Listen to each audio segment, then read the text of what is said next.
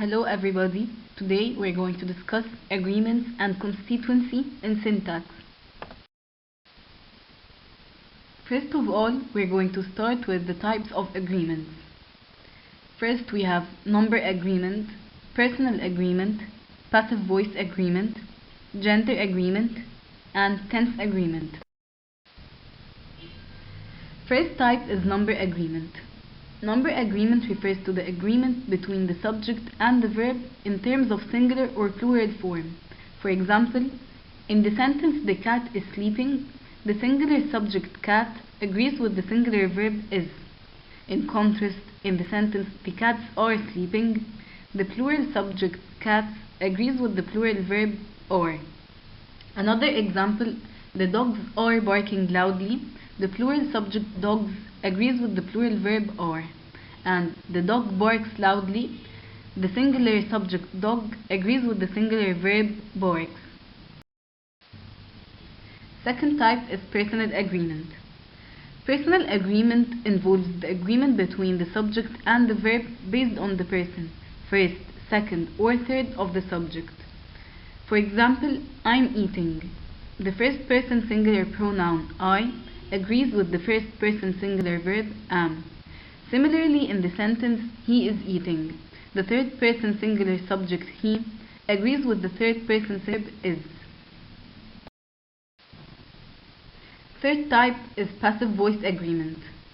In passive voice constructions, the subject of the sentence receives the action rather than performing it. In terms of agreement, the verb agrees with the subject in terms of number and person, regardless of whether the subject is active or passive. For example, "she opens the door." The singular subject "she" agrees with the singular verb opens. In the passive form, "the door is opened by her." The singular subject "the door" still agrees with the singular verb is opened. Another example, "the letter was written by him," which is singular. "The letters were written by them," which is plural. Fourth type is gender agreement. Gender agreement refers to the agreement between nouns, pronouns, and their modifier in terms of gender, as her, his, she, he. This agreement is more prominent in languages that have gender-specific noun classes, like in Spanish. The adjective alto, which means tall, changes to alta when modifying a feminine noun, such as mujer, which means woman. Also in Arabic, هذا مكتب, هذه مكتبة, هذه شمس, هذا قمر. Then the fifth type is tense agreement. Tense agreement involves the agreement between verb tenses in a sentence to ensure consistency and coherence. For example, in the sentence "she will go to the store and buys some groceries," there is a tense disagreement between "will go," which is in the future tense, and "buys," which is in the present tense. So the correct agreement would be "she will go to the store and buy some groceries." Second thing we're going to discuss today is constituency tests. First, substitution test, which means replacing a phrase or a word with another that is related in meaning.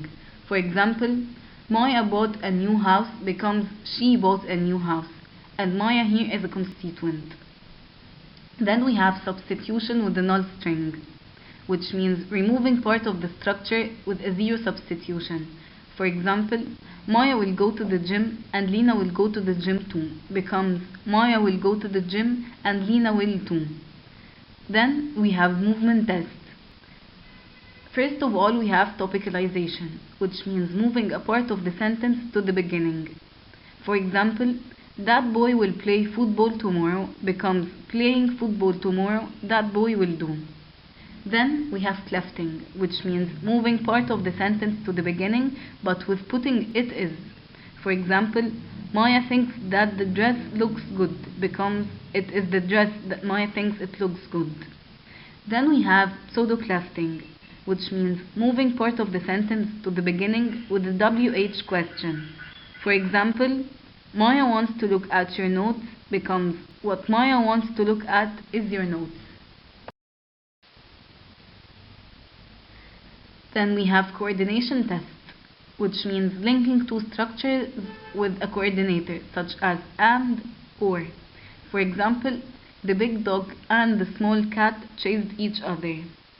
I go to college walking or by the car. Then we have question formation, which means a part of a sentence that can be an answer to a question. For example, olive oil is one of the healthiest oils available. What is the healthiest oils available? Olive oil. So olive oil here is a constituent. And that's it. Thank you.